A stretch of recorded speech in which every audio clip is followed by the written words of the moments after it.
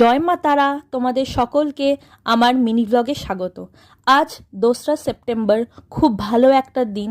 আজকে ছিল মা তারার কৌশিকী অমাবস্যা এবং সোমাবতী অমাবস্যা। আজকে তো তোমরা জানোই কৌশিকী অমাবস্যা কিসের জন্য বিখ্যাত। এই দিনকে সাধনা সিদ্ধি লাভ করেছিলেন সাধক বামাখ্যাপা।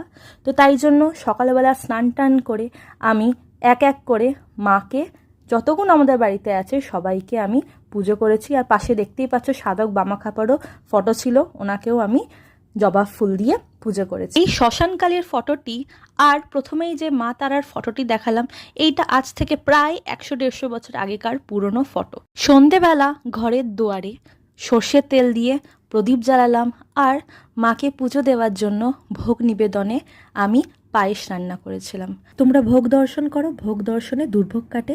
আর কমেন্টে মন ভরে জয় মা তারা লিখে যাও।